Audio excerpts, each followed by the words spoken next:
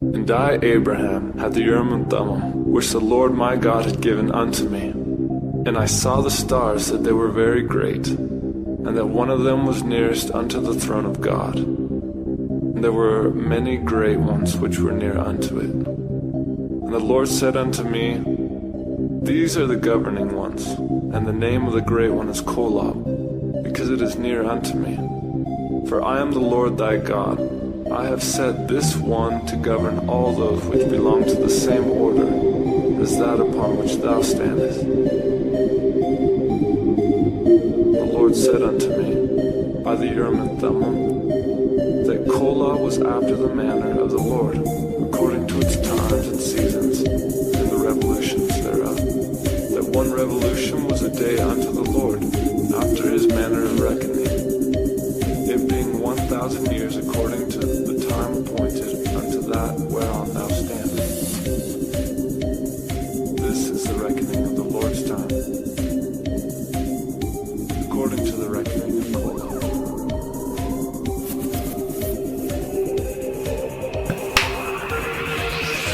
All right, welcome to Starbase Co-op, where we explore the final frontier and the questions that go beyond it.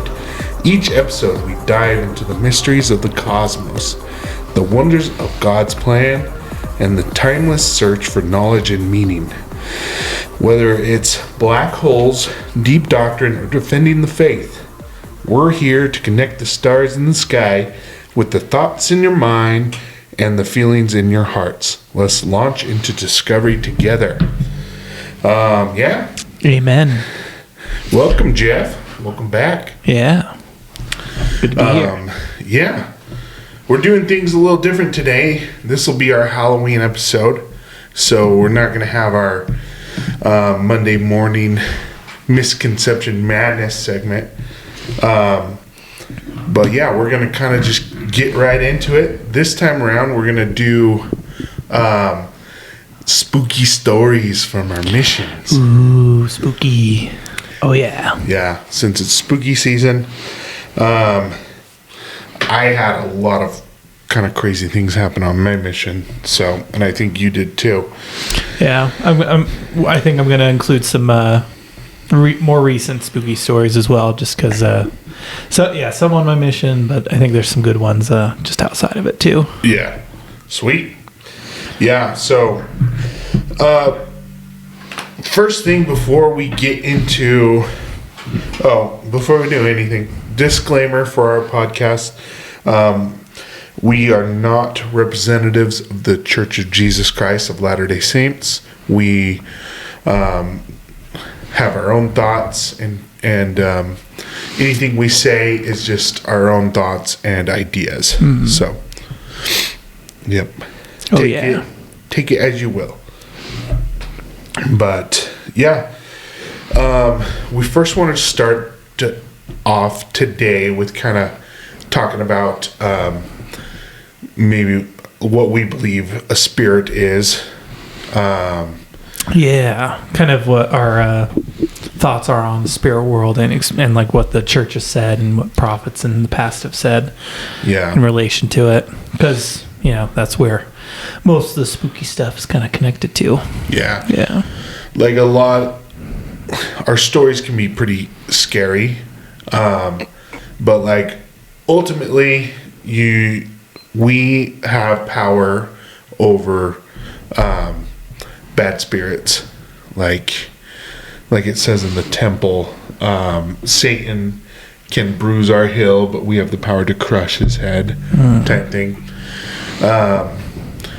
And so we believe that. Really, the only time things get dangerous is really when you're inviting evil spirits. Inviting and just not living in a way to, I guess, have discernment over them. Yeah.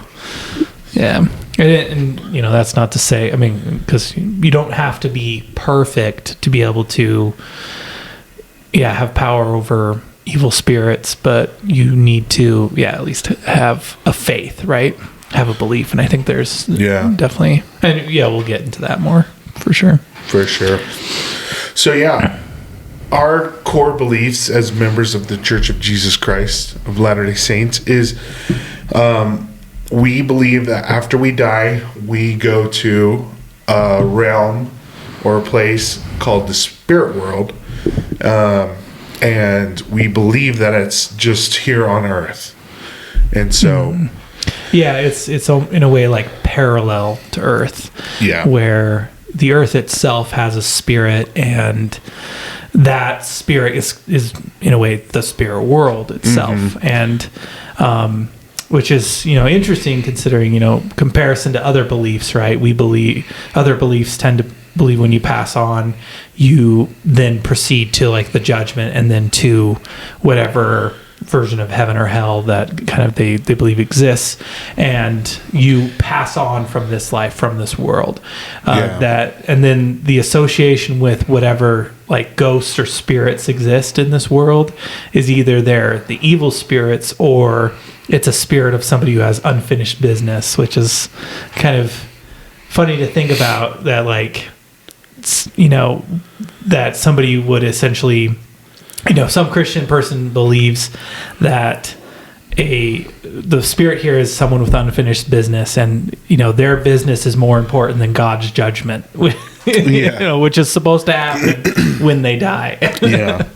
So it kind of doesn't quite make sense, but I think the idea that the spirit world is here just lines up with so much of what actually happens out there in the world. That not only are there bad spirits around us, we believe Satan and his angels are here to tempt us and try us, but we all, your ancestors are here amongst you. They are here to support you and uplift you. So it's like, it's not just this negative aspect of the spirit world around us, but you have good people surrounding you, seeking your victories. Yeah, exactly. Catholics, they believe in a purgatory. So there's a semblance of that. But a lot of Christians, I believe, they believe like a demon is something completely different than like a spirit or even angels. They're like completely separate from God's children. I guess in a way that'd be something good to clarify. Is spirit, well, we believe that God, or kind of going way back into the pre-existence, before we came to earth, before any of humanity came to earth, everyone existed as spirits. That was including Satan and his followers, God's children, and Satan rebelled against God and was cast down to earth with his followers. And then those of us who are born on earth are the ones that chose to follow Christ in the pre-existence. And so they're in the same way we all existed as God's spirit children, even Satan and his followers, they just rebelled and chose a different path, which led them to earth as spirits instead of with bodies. And so they're essentially fallen angels, in a way, demons. But at some point we were all angels, you could say. So exactly. And so exactly like we said, and kind of what we talked about in our previous episodes, kind of about spirits and everything. Everything has been created in a spiritual form before it was created physically. And so the spirit world has been created, and that's where we go after we die. And that's where everybody's gone after we die. And we will be there until Christ comes again. And so... waiting judgment in a way. It's I think one of the other relations to other Christian beliefs is the spirit world is in a way the personificate, or the the comparison to heaven and hell that most of the times is the scriptures reference, is that the spirit world itself is divided in a way between a heaven and a hell, a paradise and a prison. And whenever the scriptures tend to talk about when somebody passes on and they end up in heaven or hell, it's referencing the fact that if they're in a spirit paradise or prison, which it's like not when so Christ much said to the thief or the guy on the cross next to him, "I'll meet you in paradise." Yeah, yeah, exactly. That, and it's not so much like a physical separation of the spirits, because we believe, there's intermingling. The spirits in paradise are interacting with the spirits in prison. It's more of a personal separation where each individual, as they live their life, they come, when they pass on, their whole life is exposed before them. And then in that moment, they kind of set themselves in one or the other, whether they followed Christ or not. And in a way, it becomes, obviously, if you lived a horrible life, you will be in like almost a spiritual hell. Yeah. Where you. So, yeah, it almost seems like, and this is kind of what I believe, it's not really clarified in our doctrine, but I believe everybody will kind of have their own form of paradise and their own form of prison. It's just like a matter of like what level of prison or, hell versus like paradise or heaven that you'll have in the spirit world. Yeah, I can see that. Because people lived different types of lives, and obviously people are going to be burdened with different things for sure. Yeah, or unburdened because of how they lived. One thing that I've heard is that after you die, you lose your physical body, but you don't lose your physical temptations. And so that's part of like, say if you're like addicted to porn, that's like a temptation that you'll still have. Or any kind of substance, yeah. Yeah. As a spirit, you won't be able to obtain that substance or satisfy that whatever gratification of giving into that temptation. Yeah, exactly. Yeah, and then in a way you are imprisoned because you can't satisfy. And as a spirit, everything is magnified. I think some of the description of the spirit world talk about it being like a brighter place, a more vibrant, like all the colors are more vibrant. Yeah. All feelings are magnified. And so you can imagine like somebody, a drug addict, obviously, how somebody goes through withdrawals when trying to get off drugs, how much that could be magnified in the spirit world as a spirit when you literally can't satisfy any semblance of physical gratification through whatever addiction it was. But the great thing about it too is that we have the spirits in prison have the ability to proceed to paradise. They have the ability to unburden themselves, and that goes into the whole baptisms for the dead or work for the dead that we do in our temples, which a lot of people tend to scoff at when they hear it, like, oh, what are you, baptizing dead people? And it's more like, no, we are giving those who lived their lives in a way where they didn't follow Christ, we're giving them the opportunity to accept Christ, after they have died.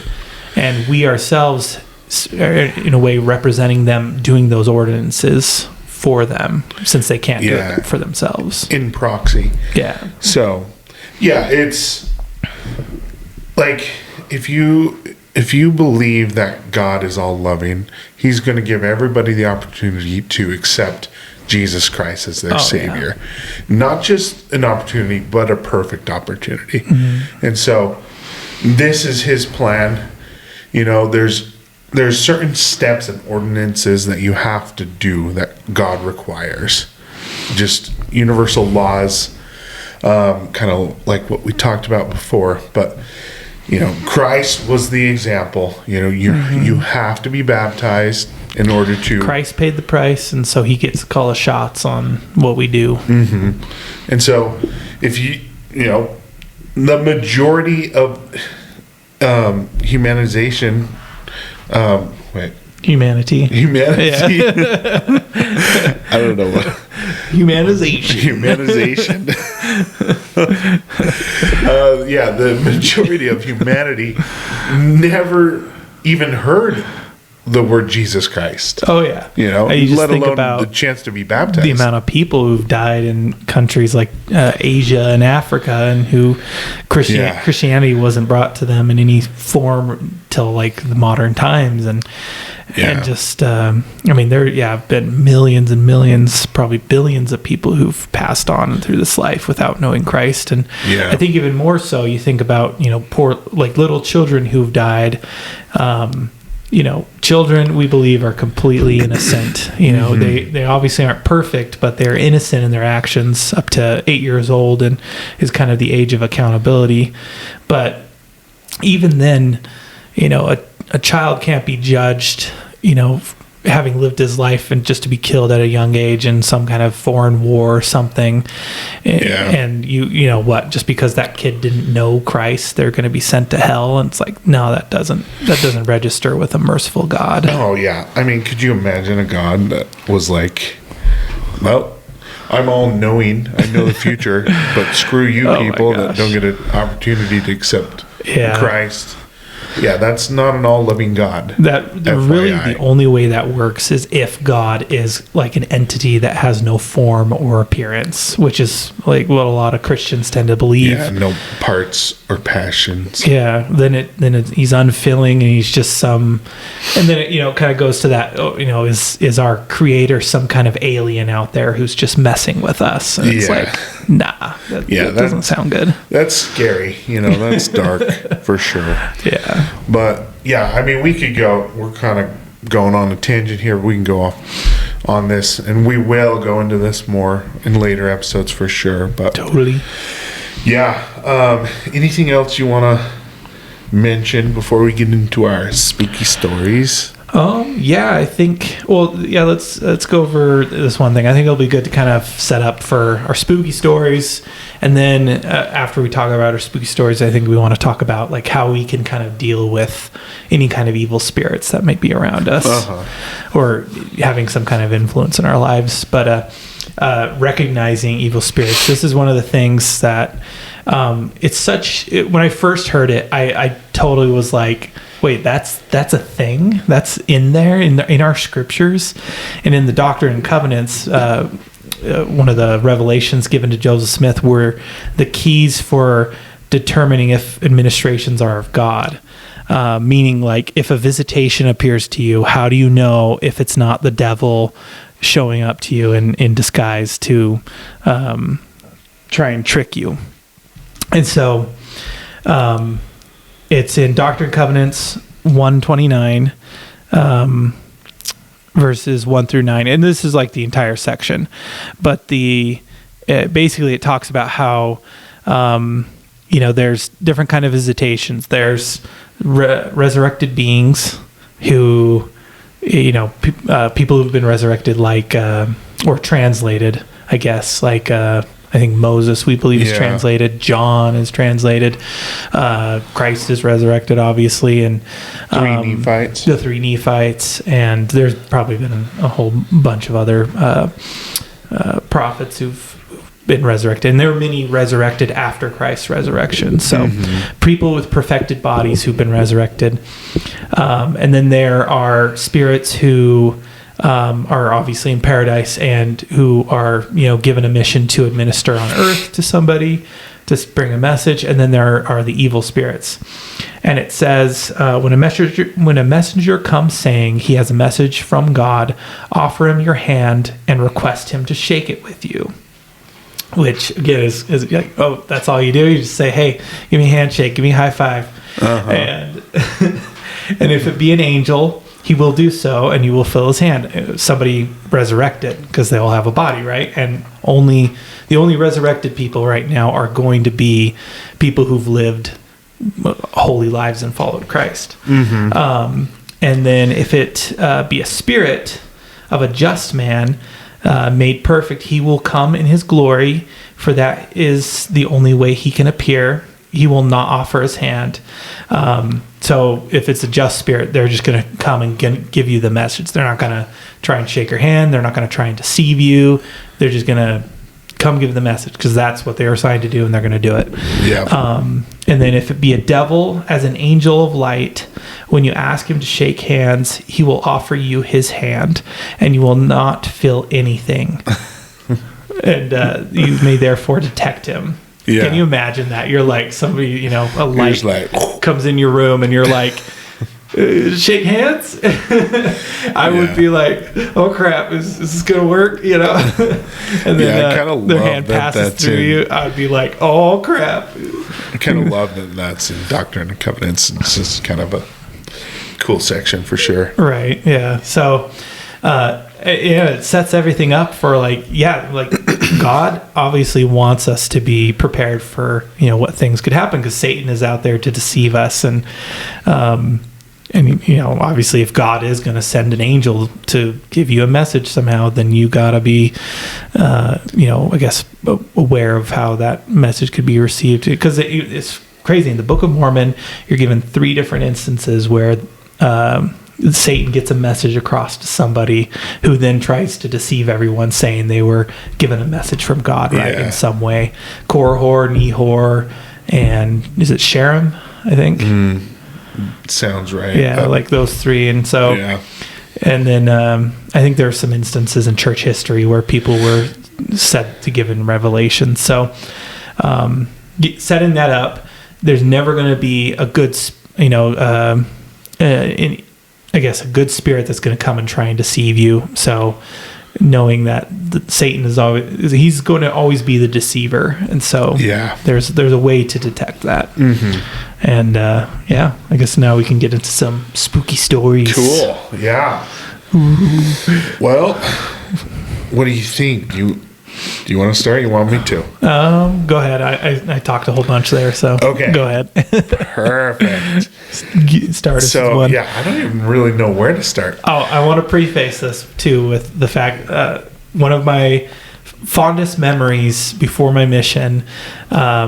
I was getting ready to leave, and it was like one of the nights right before I was heading out to the MTC, and Greg was in his room downstairs, and he had gotten back from his mission, been home for a while, but we started talking about it and started reminiscing through some of his photos from his mission, and he was telling some of the spooky stories and the crazy experiences he had, and that just like set me on such a high note going out to the mission, ready to have some crazy experiences myself. So yeah, it was a lot of fun. Man, I'm a good older brother, huh? Yeah, most of the time. Yeah.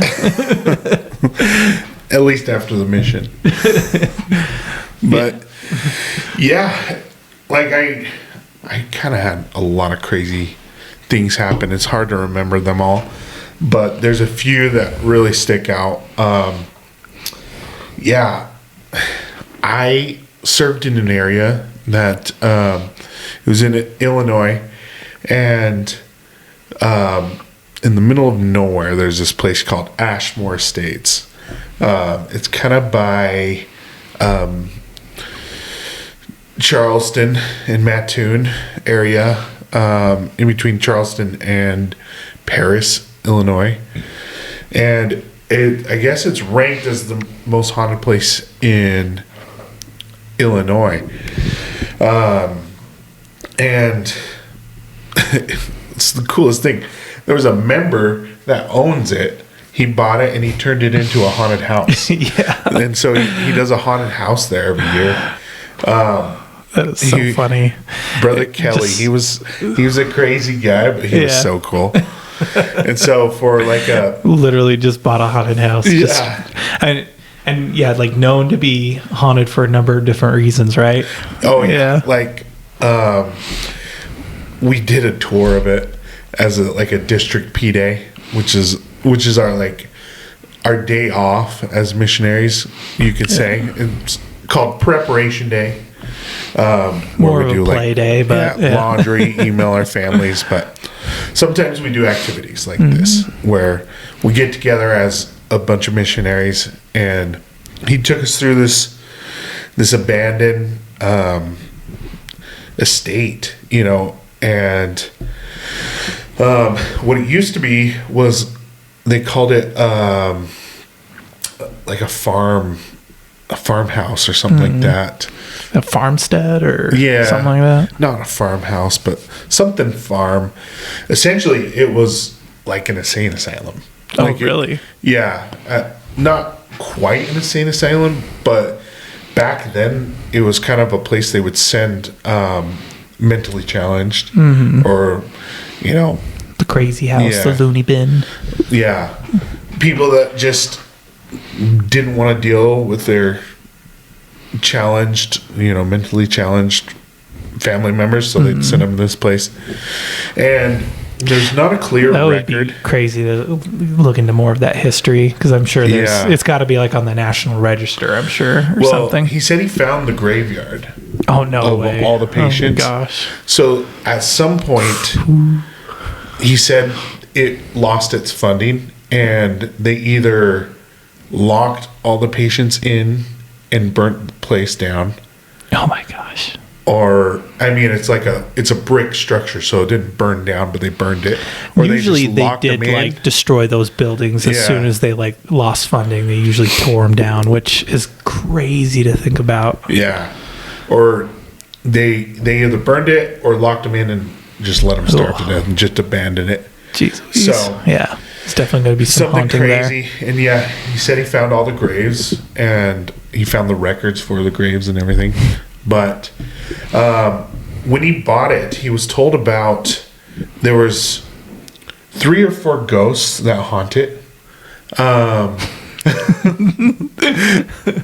Oh, jeez. I didn't hear it because I got my headphones on. So we're all good. It's all locked, right?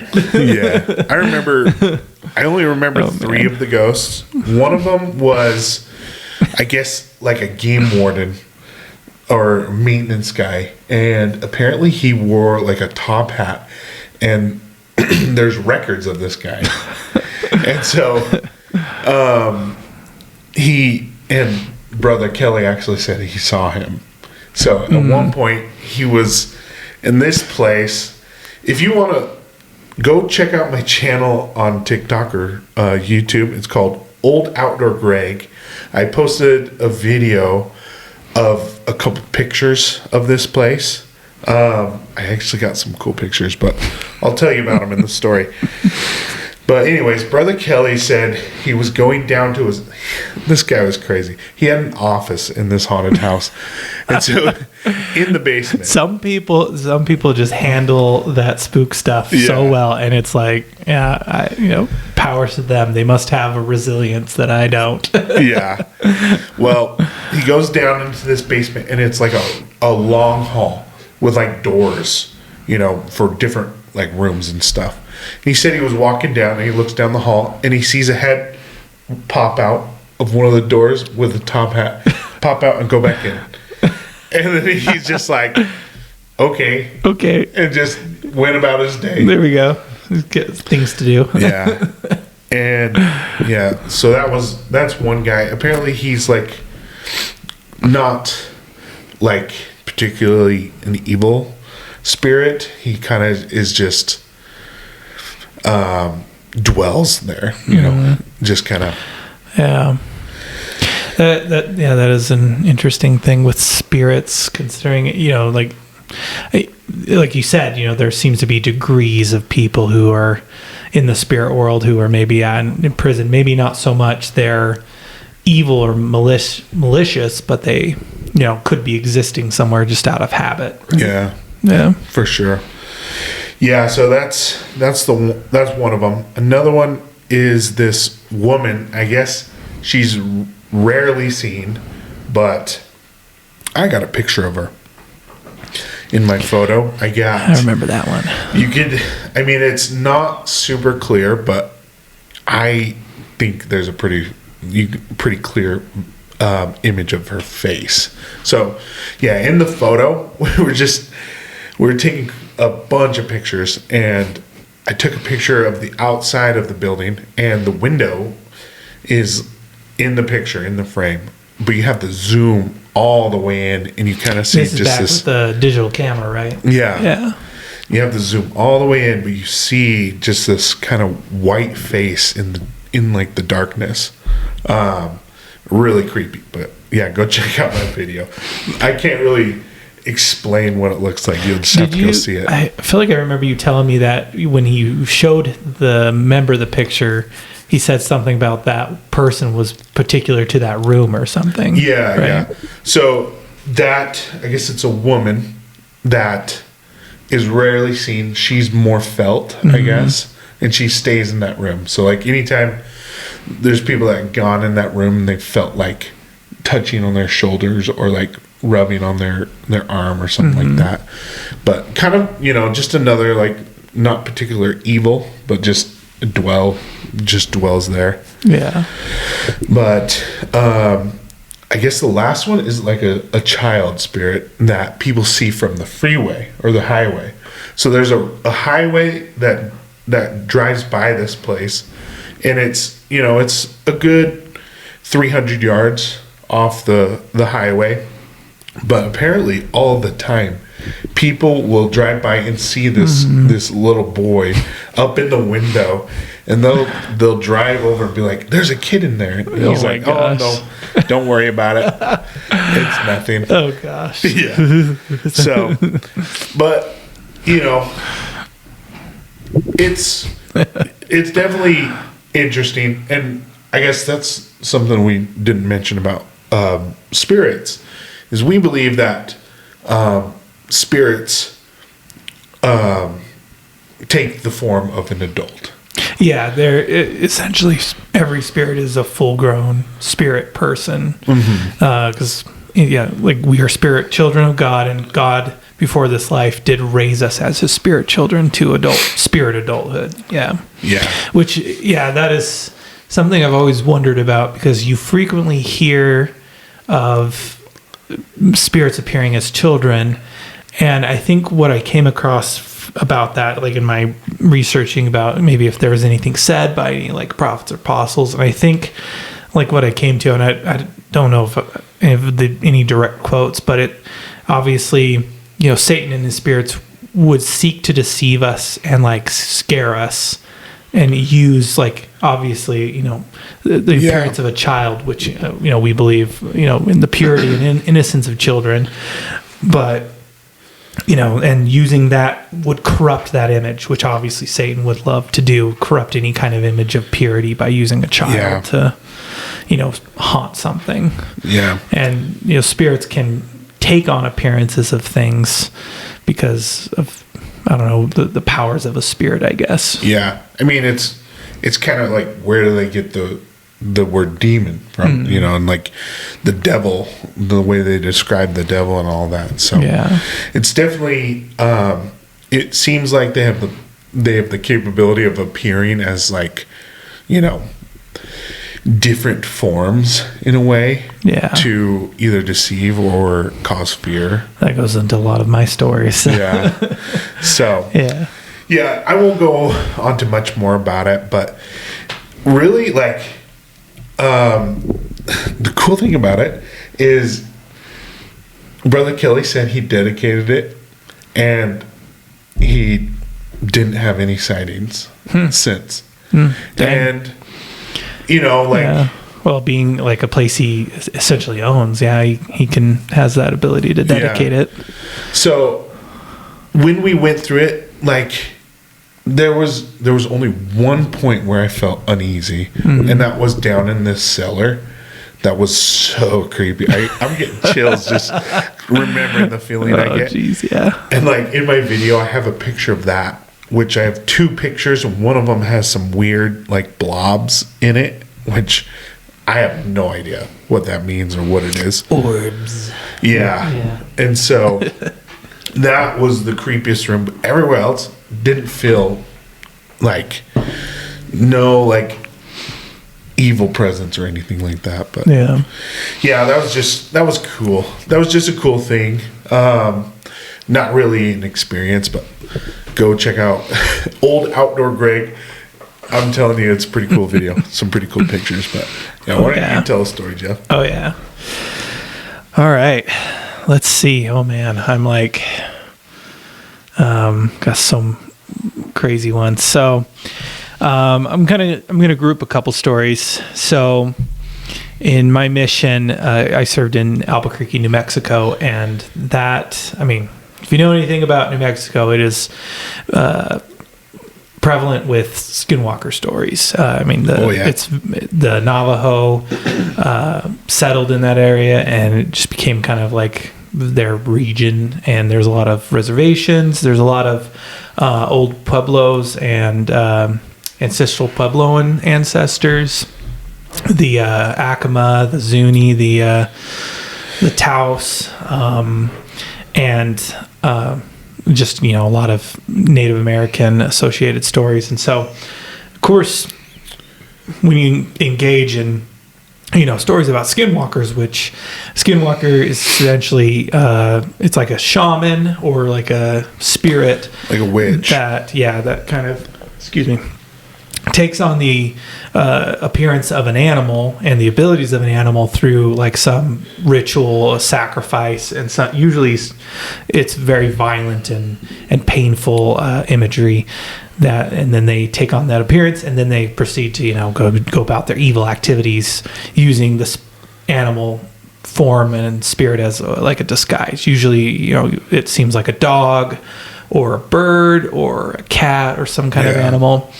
The story that went around my mission, the mission, what do you call it? Mission fairy tales or urban legends.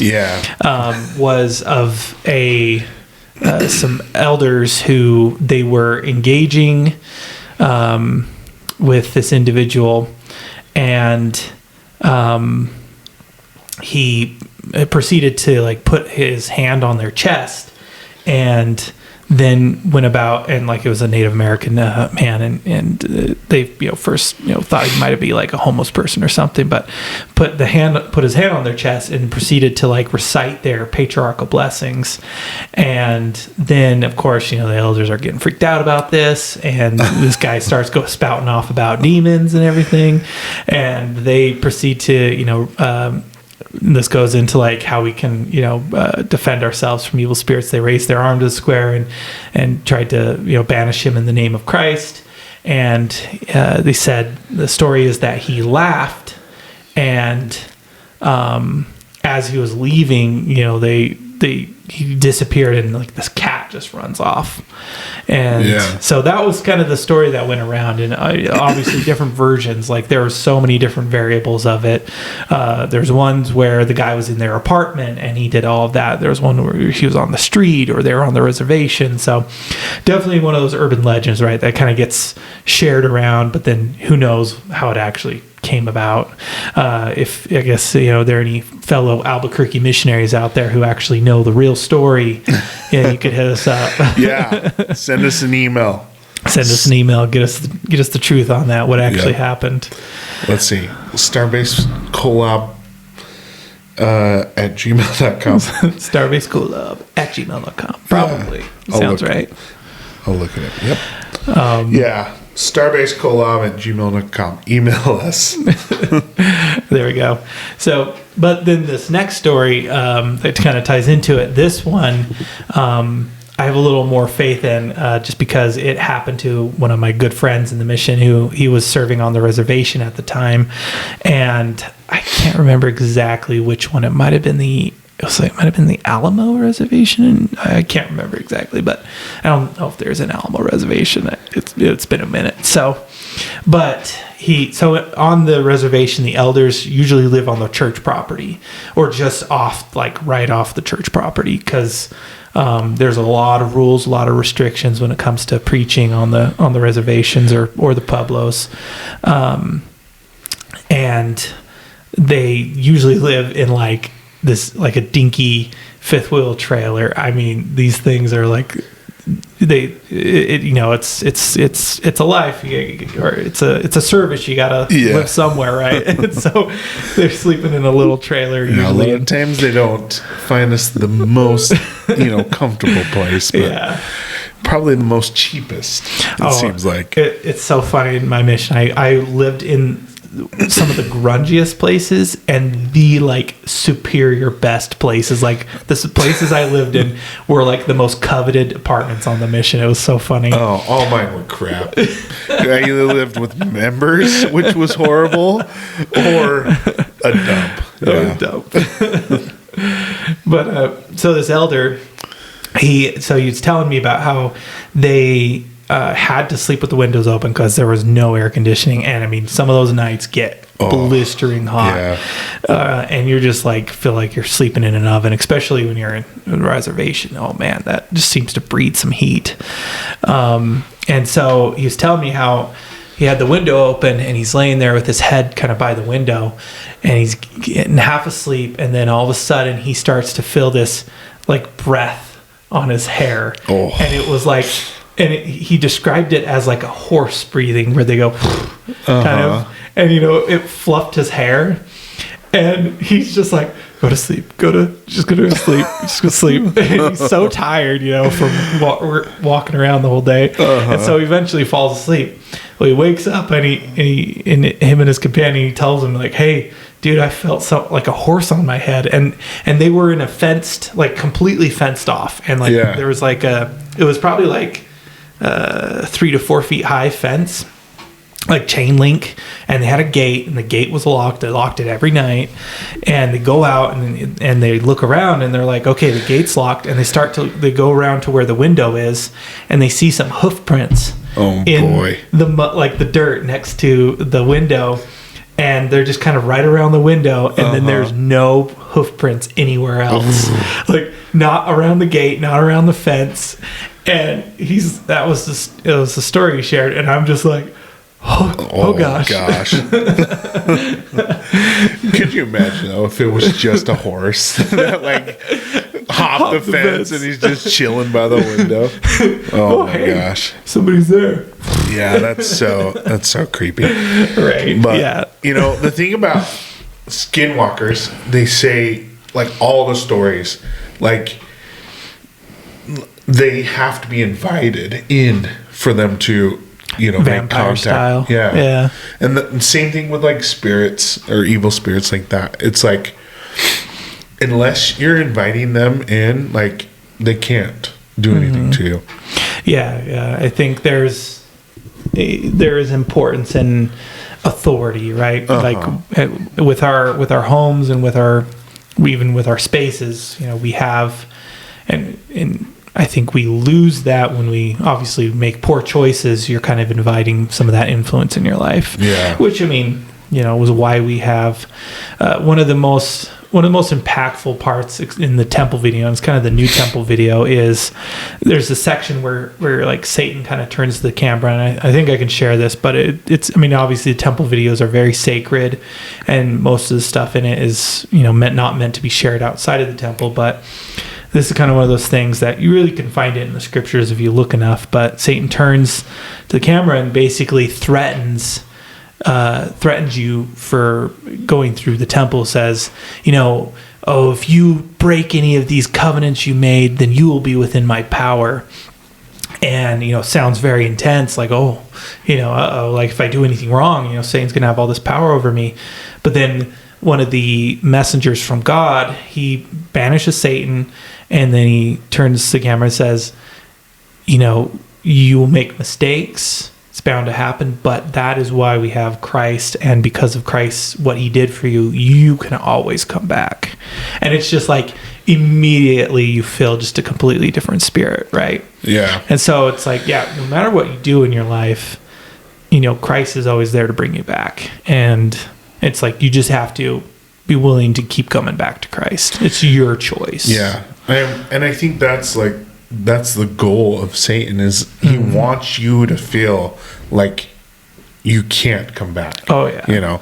Like he's got you in his power. Yeah, he's going to weigh you down. He's going to make you feel miserable and sorry and sad, and he'll do that any way he can, whether it's scaring you or manipulating your mind in any kind of way. Yeah. That's crazy. Oh yeah. Yeah, skinwalkers. I've taken a deep dive into Skinwalker Ranch and skinwalkers, so I love skinwalker stories. That's a good one. Yeah, but it's fun stuff. It's pretty wild. I'll tell two, a really short one. This was my first area, and I was a greenie, didn't know what was going on, and it was like we were knocking doors. My companion was just as intense as you can get. Like that's like your trainer is either going to be uber intense or just like the most laid back, unresponsible missionary ever. Yeah, mine was like intense, but times it by like 100. But yeah, we were knocking doors at night when it was dark, and it's just like, what are we doing here, dude? Nobody wants to answer the door. It's dark. Yeah, but you learn quickly. There's times to knock and times not to knock. Yeah, exactly. But we knocked on this door, and this old lady answers the door, and man, I look back at this, and I am so like shaken. Like we were talking with her, and we're just like, yeah, we're missionaries from the church and blah, blah, blah. Like, we'd like to share a message with you. And she's like, oh, you want to find out what happened in the beginning? And she's like, he knows everything. He knows what happened in the beginning. And there's this dude, and I swear he was probably like 6'8". And it was like their house was dark. And so I couldn't see his face. And he had long hair. Oh my God. And he's standing there kind of like so like what's the word? Just like so creepy. Just standing like in the there dark. Menacingly. Yeah. Like, and my companion, he was just like, oh, that's okay. We'll see you later. He's like, no, I'm out. We gotta go. Thank you anyways. And so he just starts taking off, and I'm like, oh my gosh, what was that about? He's like, Elder, I just felt such an evil spirit from that. We gotta get out of there. Yeah. So that's all that happened there. It was just creepy. But oh my gosh, could have been just nothing. I got one that relates to that, very similar. Yeah. Okay. Oh my gosh, that's so crazy. But yeah. Oh, you want me to tell my? Oh, go for it. Yeah, go for it. Yeah. So this is later on in my mission. I go to this area, and we have this whole house to ourselves. And I mean, it's just it's an older house. It's literally a square, and they have like square rooms, 4 rooms. There's this upstairs that's in an attic type space, and then a creepy basement. And ever since like I went into this house, I felt uneasy, especially in the upstairs. Mm-hmm. Like the upstairs, such a creepy feeling. I think the first thing that happened is we were coming back from like a zone conference, and I've got to preface it with this. My companion also had insomnia. Oh yeah, and so that story. He didn't sleep, and I would wake up in the middle of the night and roll over, and he'd be staring at me. I'd look over at him, he'd be like, "What's up?" I'm like, "Hey," and then I roll back over. I'm like, "Oh, please don't kill me! Please don't kill me!" Hey. Oh my gosh! So that's my companion, and Elder Bowling. I love you, but you're crazy. So I had a crazy companion, and I'm living in this haunted house. And the first thing that happened is we're coming back from zone conference, which is like a little meeting we have as missionaries, and so we were a bus and bike area, so we didn't have a car. and the missionaries that had a car were dropping us off. And we get out, and I look up, and there's this little window that's the only window up into the upstairs. And I swear, I see a silhouette. Oh, jeez. Just a dark silhouette. Yeah. And, like, it's there and gone, like, instantly. And who knows? It could have just been a trick of my mind or the eyes. But I'm, like, terrified, you know? So I'm like... Yeah. I like grab the other missionary. Like, you're not leaving yet. We have to sweep the house. We have to make sure there's nothing there. Mm-hmm. So we all go in. I grab like a cane. And this is another one that mirrors a moment in my mission too. Yeah. Oh, this is just the beginning of this house, though. So I grab a cane. The other missionaries grab some stuff, and we're going whatever weapon you can. Yeah, room from room, sweeping it. And nothing. There's just nothing. And like, I'm like begging the other missionary. I'm like, please stay. Sleep the night. Please don't leave. You're not going anywhere. Like, we can't. We have an early morning appointment. We can't. It's like, okay, fine. With your insomniatic companion. Yeah. So, nothing happened from funny. that. It was just really creepy. Spooky. But later on, we actually had some other missionaries move in with us. Their apartment was something going on with their apartment where they had to temporarily move in with us, and they moved upstairs. So they moved their beds and stuff upstairs. And oh man. A pretty common thing in our mission was to tell ghost stories. Yeah. Yeah. So we were telling ghost stories late one night, and then it's like 10:30, and we're like, okay, we gotta go to bed. And the two missionaries go upstairs, and they're freaked out, though. So they're yelling down to me. They're like, Elder Kroll, come up here. We're scared.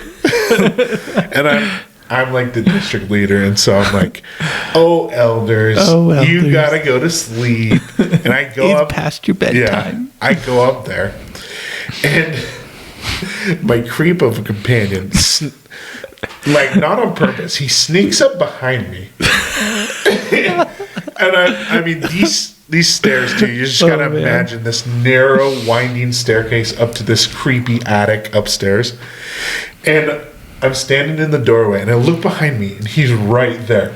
And I'm like, whoa! And I jump into the room, pretty much in between. Oh my gosh! Their beds, and we're all just like, we laughed, and then it's like silent, and we're staring at each other. And I'm not kidding you, the lamp light bulb flashes and explodes. It goes whoosh, and it's dark. You all slept in the same room that night. We all book it downstairs. The two elders living with us grabbed their beds and they threw them downstairs. We all pile in this one room and we're sleeping in there. Oh my gosh, we were terrified. But yeah, that was pretty crazy. And gosh. Let's see. A few other little things happen here and there, but the last thing I'll say is I was on transfers. It's where we swap companions for a day just to kind of check up on each other, give each other a break from our companions and stuff. But sometimes a well-needed break. Yeah. I was with like a really cool dude, Elder Watkins. Shout out. And we got to telling ghost stories again. It always begins with the ghost stories. We were both creeped out, and I had this thought. We never dedicated the house that we were living in, and so we literally dedicated the house. Oh, I remember this one. Yeah, and it's funny because the missionaries that were living with us, they are Spanish speaking. We call them Spanish speaking elders. And Elders. yeah, one of them was Hispanic, and he told me about how Hispanics have, superstitions about evil spirits and stuff like that. And so they'll always leave like a window ajar so the spirits can leave. So kind of jokingly, after I say a prayer to dedicate the house, I'm like, okay, let's let the spirits out. And I go and open the door, and a gust of wind from inside the house blows by Elder Watkins, which he was in the middle of the room, and then blows by me. Gosh. Literally almost pushes the door out of my hand. This gust of wind just, and for a good at least like 5, 6, 7 seconds. Like, oh man, unbelievable. Yeah. And yeah, I'm holding the door, and then I shut it, and I just look at Elder Watkins, and I'm like, holy crap. And like, literally after that, nothing happened. Man. Like, there was no other experiences or anything like that. So, dang. Just kind of crazy. Yeah, I think the whole Midwest is haunted. Everyone's living with some spirits there. Yeah, definitely some dwellers out there. Dang, that is crazy. Whew, yeah. Well, even then, like, you go out Midwest, and with how flat it is, it just feels eerie. It's just like there's no. I mean, we both grew up in Utah, and you have mountains like on every side of you, almost at all times. Feel like you're going to fall off like the edge of the earth. Oh yeah, it's crazy. When I was out there, like a couple months ago, it felt like there was just like this. Yeah, endless void, and I swear I kept hallucinating mountains. And then I'd look, and there'd be nothing there. I'm just like, oh gosh, just an uneasy feeling, kind of weird. But oh yeah. So my 2 stories that relate to that. So this one, I wouldn't say it's so much like I mean, there are definitely some bad spirits in there, just because of they're like not, things are going really bad. So.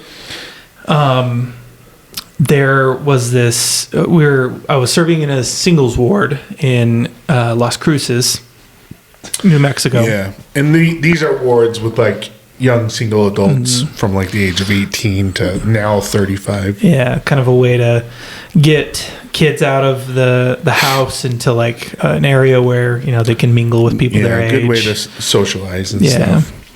So.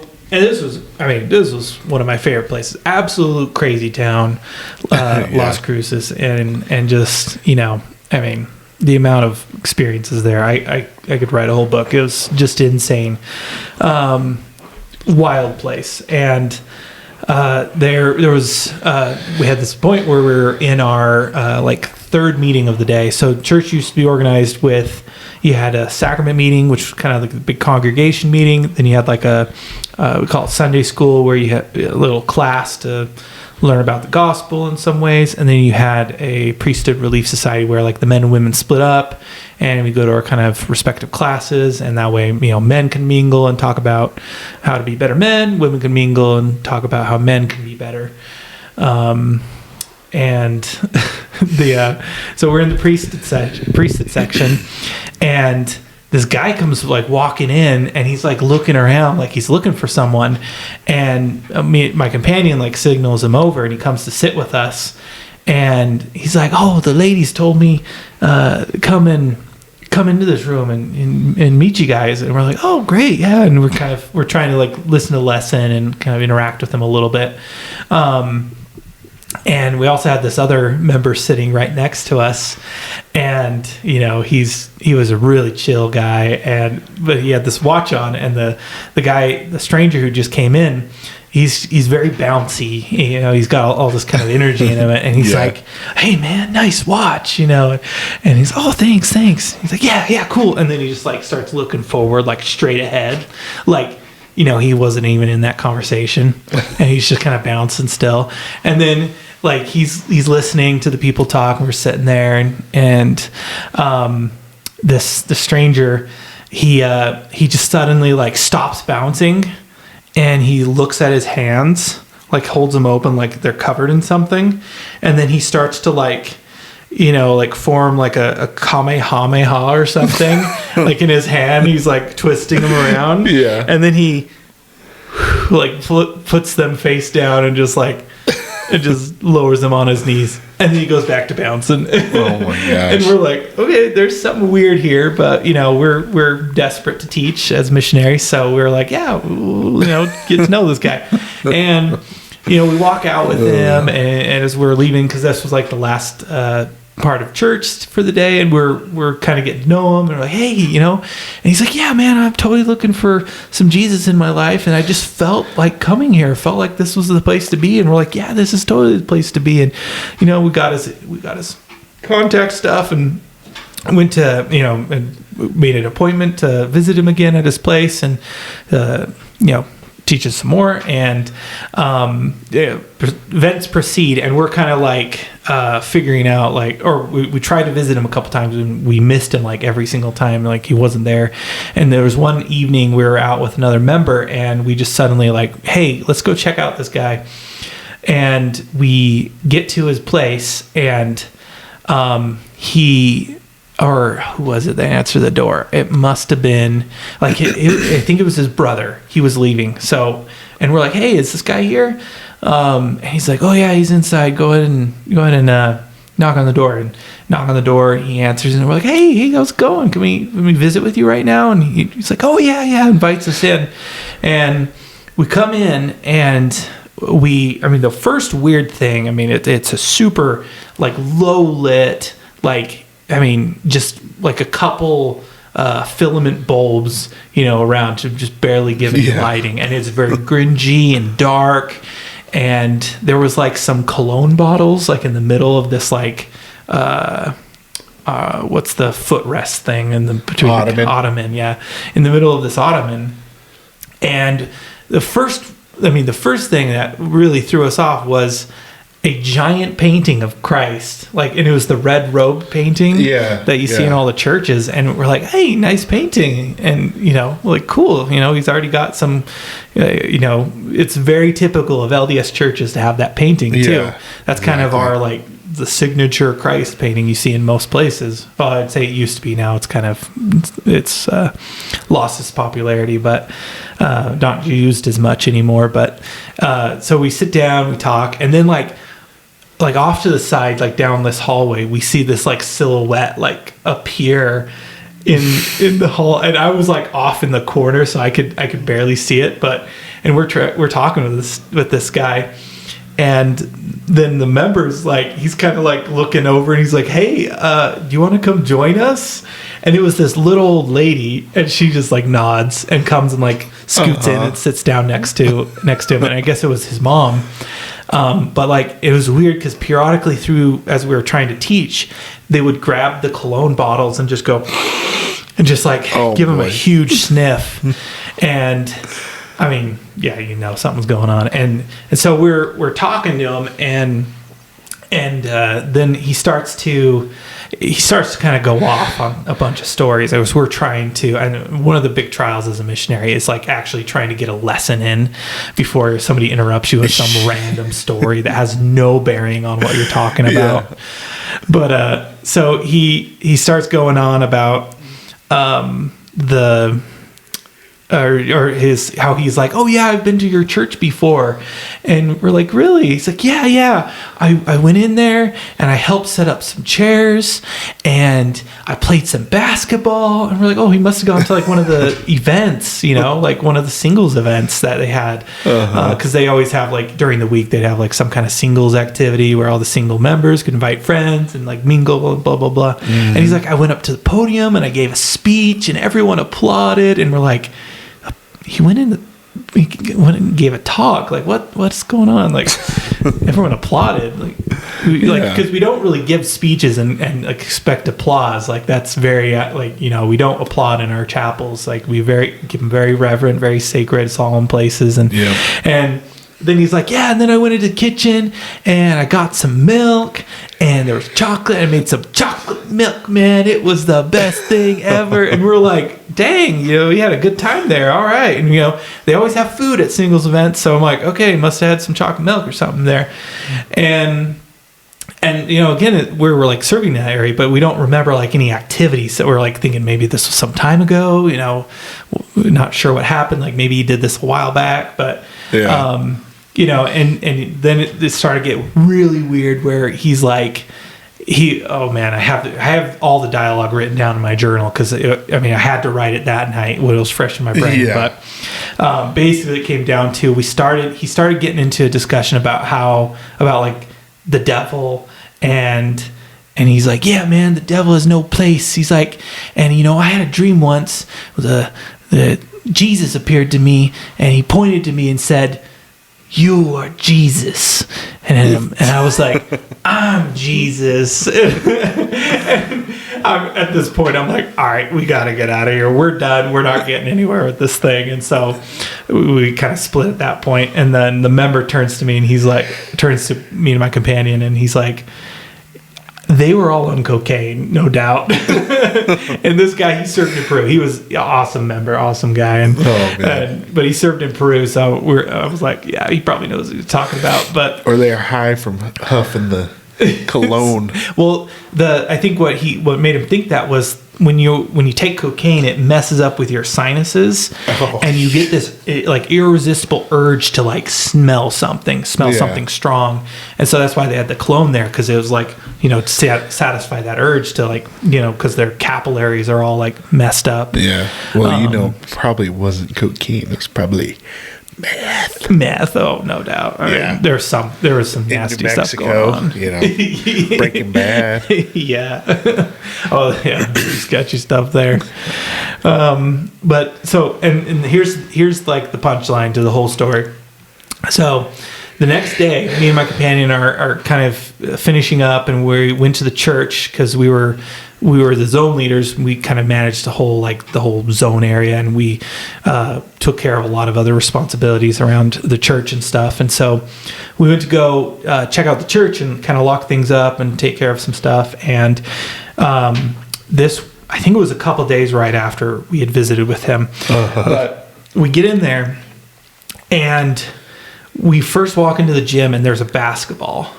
Yeah. And the great thing about all our churches, they got basketball courts. It's something sacred about the hoop and the ball. But yep, the cultural hall. Yeah, the cultural hall.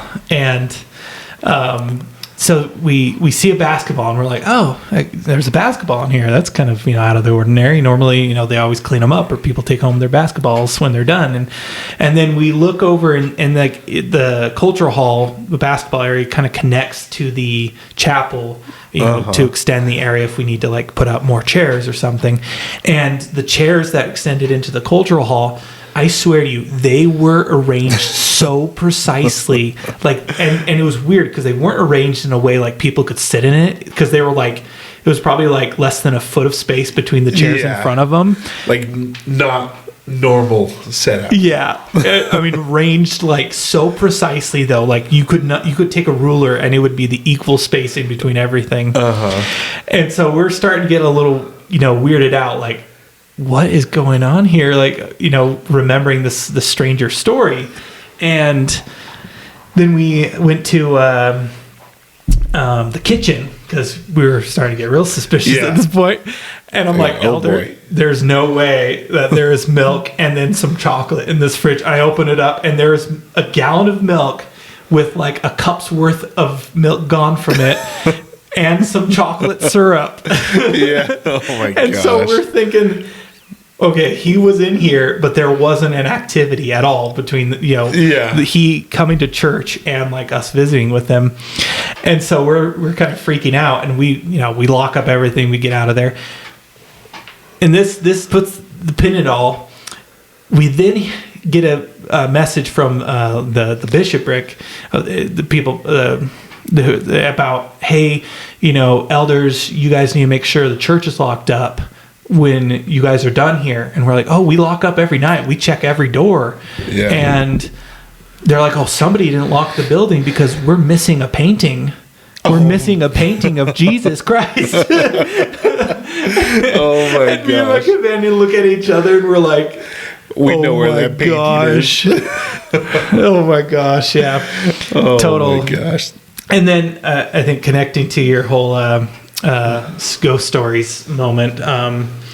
So this one didn't happen to me, but so the same member who helped us with this stranger guy, this crazy guy, he was telling us a story about, and kind of it was a little bit of a warning to us, just not to like get into it too much. It was telling ghost stories. Yeah. And I will say, it's definitely something that was not encouraged.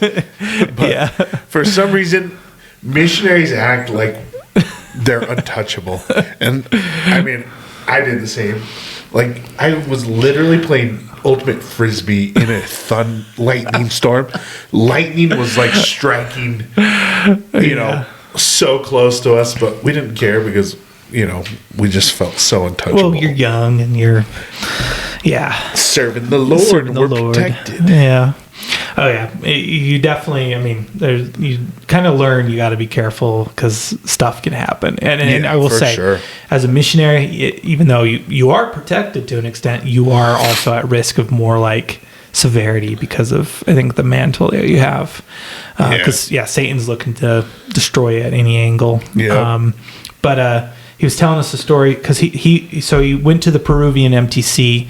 And him and just all the missionaries amongst him were swapping ghost stories, and just telling a whole bunch. And it was like just in their rooms, like they never really talked about it outside of it.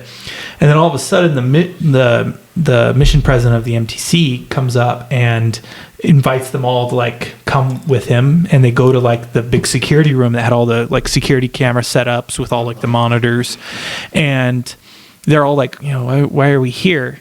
This is kind of weird. And he sits them down and he looks at all of them and he says, "Are you guys telling ghost stories?" And they're like, "Yeah." And he's like, "You need to stop now."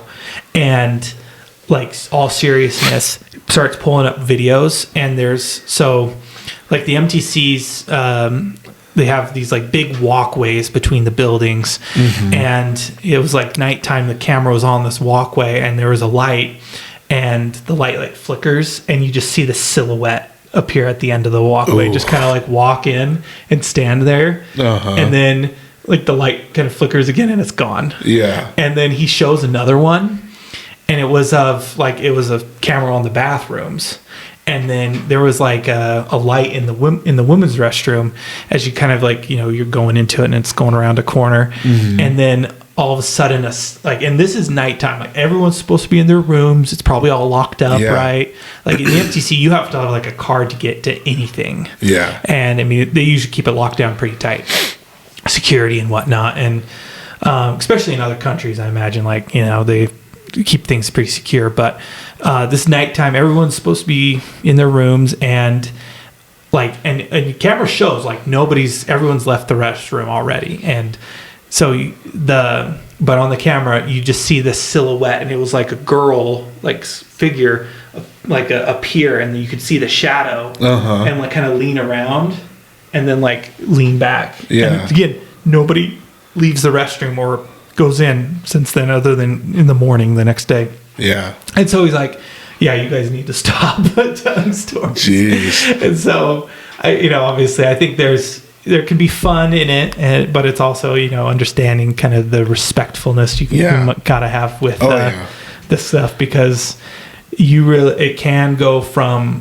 fun to you basically are inviting these spirits to come and be around you, and even like an MTC is meant to be a very sacred, dedicated place, and even then when you don't, and when the respect can be lost, and especially telling ghost stories and being unrighteous or whatever, it's a bunch of boys and in a building, young men, like 18, 19-year-olds gonna be idiots in some way or another, and so even then a space like that can be affected, and again, Satan's gonna do everything he can to scare you and deceive you, and so pretty crazy story. But that kind of in my mission, I really tried to. I was always excited to hear kind of some spooky story, but then I always tried to kind of refrain to. After that, I was like, okay, I gotta be a little more careful here. You always kind of left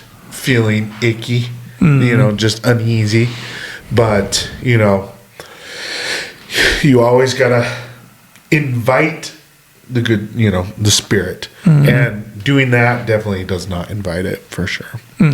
But that kind of leads me into my next one is, in a way, I feel like Satan was kind of trying to hinder me.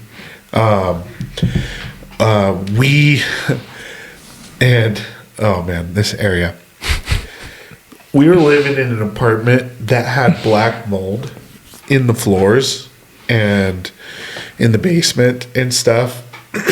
And both me and my companion got like pretty sick from it. Oh yeah. And we ended up having to move in to this neighbor's or this member's basement, just temporarily until we got a new apartment. And I remember we had like a really important appointment like the next day. We were like so excited. It was a potential investigator, somebody looking at joining the church, and anytime that happens, we get excited and we're very happy about it. And just a normal night, trying to go to sleep, and I'm just laying there on my back with my eyes closed, just about to go out, and it felt like someone leaned over me and got like this close to my mouth, like within inches, and blew in my mouth. Oh my gosh. And that relates to one of mine now. And I bolt up awake. Oh my gosh. And I feel like, and it could have just been, now that I look back, it could have just been my eyes playing tricks. But, we're in a almost, super dark room. It felt like I look up and I see a silhouette like at the foot of my bed. And so, I'm like almost out. So I'm like kind of waking up from sleep, and I'm like, oh my gosh, rubbing my eyes to try and see. And like, what is it? As I rub my eyes, going on? It just like goes away. And I gotta tell you, that had to have been the longest walk of my life, to walk over to the light switch. And my companion's like dead out. I turn on the light. That's when you wish you had the insomniac companion. Yeah. Oh my gosh. I walk over and switch on the light, and doesn't wake him up. And like I probably literally sat there for like 2 or 3 hours just with the light on, trying to calm down. Yeah, you gotta have the light on at that point. You're just like, okay, happy thoughts. Exactly. But from what I remember, didn't hinder us at all. Like, we went and had a great appointment, and good things came of it. It just kind of reminds me of like the account of Joseph Smith's first vision. When right as he begins to pray, he's attacked by a dark spirit, trying to stop him from praying quite viciously. Yeah. And you think about it, like you can be skeptical about the church and everything, but this makes so much sense to me. If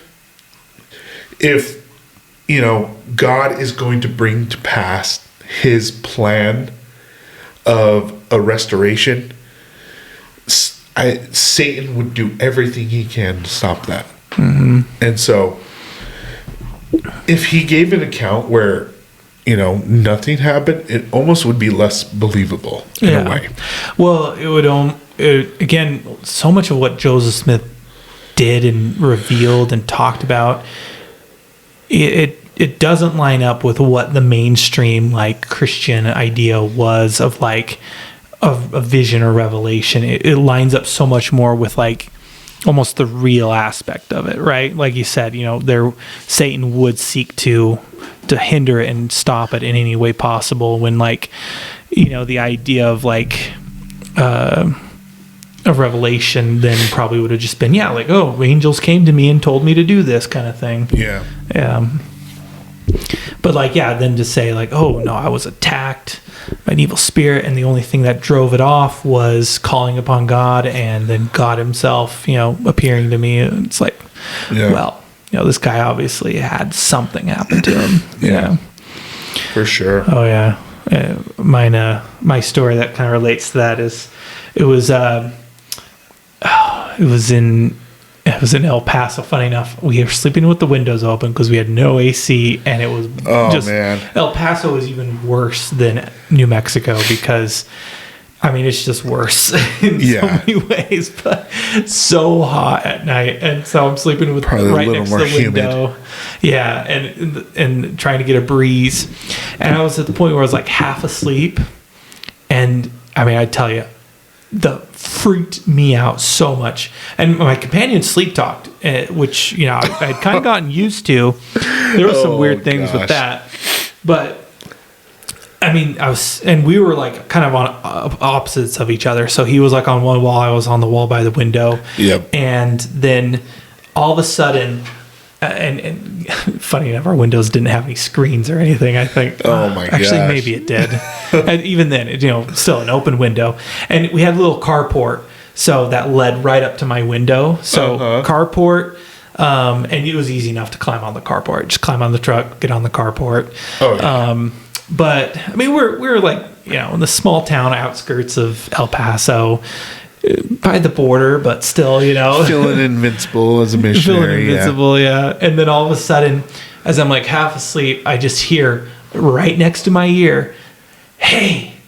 And I bolt awake. I'm looking around, like expecting somebody to be in my window, like right next to the bed, and I'm freaking out. I'm like, like go over to my companion. I'm like, Elder, wake up! and I tell you, we scoured that house again, weapons in hand. Yeah. and we ended up pushing the couch in front of the door and like closing our windows. I'm like, we're gonna have to sleep with the windows closed. Doesn't matter how hot we get. Yeah. Oh man, that was probably one of the moments of my mission I really felt like just scared it can be in a moment. Like, again, some crazy places I went to with crazy people, but in that moment, again, I don't know what it was at all, but it was so weird. Yeah. Just trying to figure out, was that my dream? Was that me falling asleep? Did I say hey myself? Yeah. The fact that, again, I heard it right next to my ear, and it was like, breath on the ear kind of thing. Yeah. Just like, all right, well, this is crazy. intense. I was like, Elder, let's dedicate this place. Yeah. We had a little companionship inventory. Are we living the gospel how we should be? Are we keeping the commandments? Are we being good? Yeah. Oh man, definitely just some fond memories. Like, we talk about these stories. They're spooky and creepy, and they're a little scary. But ultimately, like, my mission was one of the best things that ever happened to me, for sure. And like Geoff said, like, we felt invincible. Like, I served in East St. Louis, which is literally the most dangerous city in America.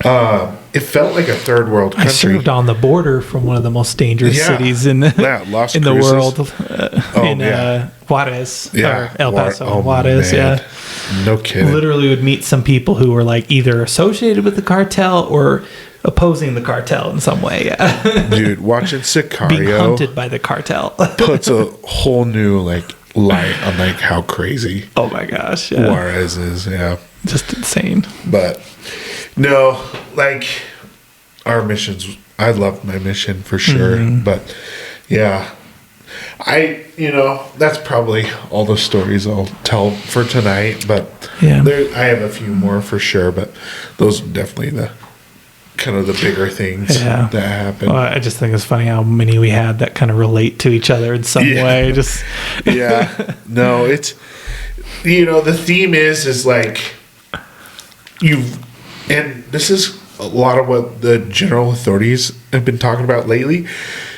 is how important it is to have the Spirit with you, and how important it is the Spirit, not the Holy to chase Ghost, it away. Having Yeah. the Holy Ghost with us. And it's just like moments like that, like you there's no reason to fear, at all, because you are protected. Satan has no power over us. The Holy Ghost is there to protect us. That's as simple as it is. As long as you're doing the right thing, everything will be fine. So. Oh yeah, I think that kind of leads into a good quote by Joseph Smith. This is in the History of the Church. It says, "Wicked spirits have their bounds, limits, and laws by which they are governed or controlled, and when they transgress those bounds." When they transgress these bounds, the priesthood has power to rebuke them.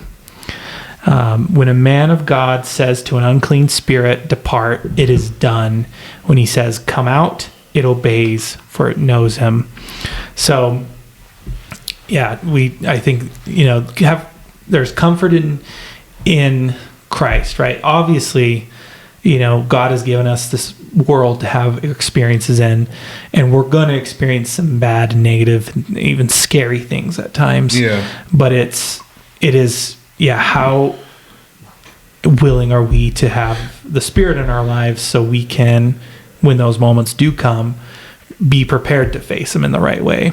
Because, it does make a huge difference on whether or not you get out of that situation, feeling better for yourself, or still feeling like that weight upon you. And that I would say that's one of the crazy things working in archaeology is you're dealing with the remains of people at times, and that can get really not only in a physical and governmental sense really iffy and sketchy at times, but also in a spiritual way where you can feel the weight of places. Like I went to this one, or during a survey, I came across this rock circle that was right underneath this tree in the shape of a V. And I just had this overwhelming feeling that this place had such a huge spiritual weight to it. And after, I kind of said a little prayer while I was there, just kind of in my mind to kind of, depart from this in peace. But even after that, I swear, when you get those things out of the corner of your eye where you feel like you see something, the rest of the day, I was, I felt like something was coming around me. So whatever, it might have been in that area, there is definitely a weight to places. So, yeah. Yep. Yeah. Yeah, just to kind of leave on a positive note, just always do the best you can to have the Spirit with you. This is a topic I feel like we could go on forever. I wanted to talk about kind of visions of glory. Oh yeah, me too. And kind of the experience or the visions he sees of the spirit world with that, but we'll probably have to do that another time. Yeah, but we'll have to. Yeah, we talked about how we were going to talk about the power of the priesthood this time, but we'll move it to next time.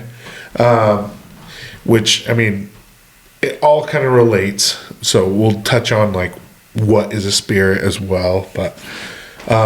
Tune in next time for sure for the main topic. What is the power of the priesthood? So awesome. That. Awesome. Yeah, well, thanks for joining us today. Keep exploring, keep dreaming, but most importantly, keep looking up. Catch you guys later. Awesome. See you guys. If you could hide to call up in the twinkling of an eye, and then continue onward with that same speed to fly, do you think that you could ever, through all eternity, Find out the generation